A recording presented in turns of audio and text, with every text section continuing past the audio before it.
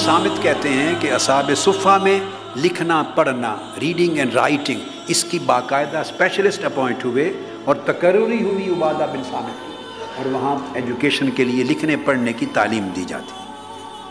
پھر آقا علیہ السلام نے ایک بورڈنگ سکول بنایا صفہ، جو ہاسٹل بھی بنایا، رات دن بھی وہیں رہیں اور رات دن پڑھائی کریں۔ اس میں بورڈرز بھی بنائے، رات دن وہیں رہ کے پڑھیں۔ ان کے لیے لکھنے پڑھنے کی کلاسز بھی وہاں جاری کی، اور آقا علیہ السلام نے ڈے اسکالرز کو بھی الاؤ کیا کہ جن کے پاس تھوڑا ٹائم ہو وہ بھی آ کے یہاں لکھ پڑھ جائیں، سنیں، علم حاصل کر کے جایا کریں۔ تعلیم کے نظام کی حوصلہ افزائی فرمائی۔ 700 سے 1000 تک اسٹوڈنٹس اس میں پڑھے، 700 سے 1000 تک۔ تعلیم کی اتنی سرپرستی فرمائی کہ دوسرے قبائل میں جو دور رہتے تھے ان کی طرف ٹیچرز بھیجتے، ٹیچرز آقا علیہ السلام نے بھیجے، حتیٰ کہ نجد کے صوبے کی طرف مختلف قبائل کے لیے 70 ٹیچرز اکٹھے ایک بار ڈسپیچ کیے، 70 ٹیچرز نیبرنگ ٹرائبز کے لیے نجد کے صوبے میں۔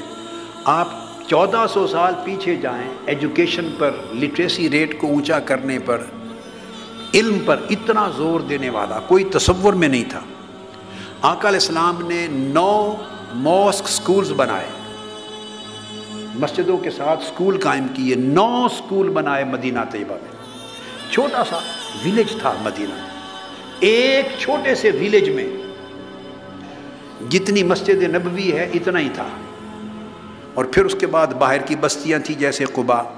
9 مسجدوں کے ساتھ آقا علیہ السلام نے سکولز بنائے۔ پھر حضور صلی اللہ علیہ وآلہ وسلم نے لکھنے والوں کے لیے، لٹریسی ریٹ کے لیے آپ نے لکھنے کا سرکاری شعبہ بنایا، ہر چیز ریٹن ڈاکومنٹس تیار کیے۔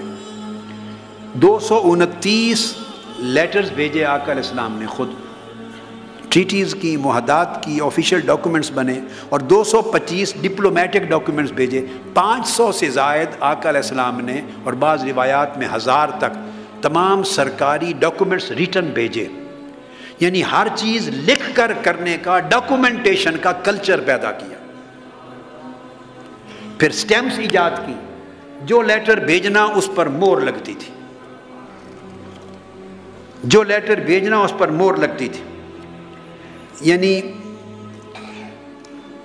کتب میں آتا ہے کہ سب سے پہلے قریش میں اور حجاز میں خطوں کے اوپر مور لگانا تھا کہ پتہ چلے یہ ڈاکومنٹ آفیشیل ہے، یہ ڈاکومنٹ آفیشیل نہیں، جعلی۔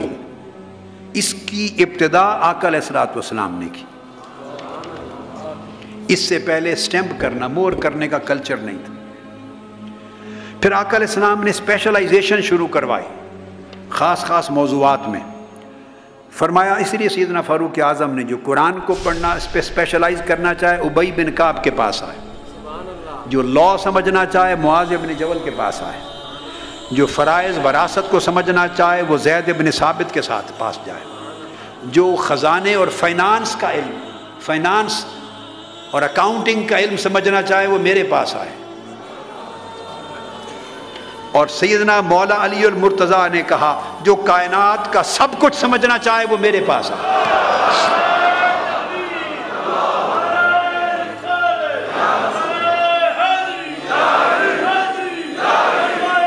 پھر آقا علیہ السلام نے فورن لینگویجز پڑھائیں صحابہ کو تاکہ گلوبل ایکسپینشن ہو نالج کی، ایک نالج موومنٹ بنے، اور دوسری کمیونٹیز سویلائزیشن کے ساتھ انٹریکشن ہو، دوسری زبانوں کو پڑھنے سیکھنے کا آقا علیہ السلام نے آغاز فرمایا۔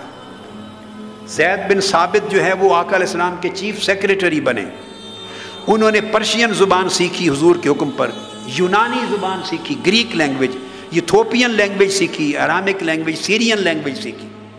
یہ بین الاقوامی زبانیں 2 سپر پاورز تھی اس وقت، ان کی اور دیگر سب زبانیں سکھائیں۔ پھر آقا علیہ السلام کی اس جگہ پر جو صحابہ پڑھتے تھے اس میں صرف قرآن اور حدیث نہیں، لاء بھی پڑھایا جاتا، تھیالوجی عقیدہ پڑھایا جاتا، موریلٹی پڑھائی جاتی، سوشیالوجی پڑھائی جاتی، میتھمیٹکس پڑھایا جاتا، میڈیسن پڑھائی جاتی، اسٹرونومی پڑھائی جاتی، جینیالوجی پڑھائی جاتی، ایگریکلچر پڑھائی جاتی، ٹریڈ پڑھائی جاتی، کامرس پڑھائی جاتی، فارن پالیسی پڑھائی جاتی۔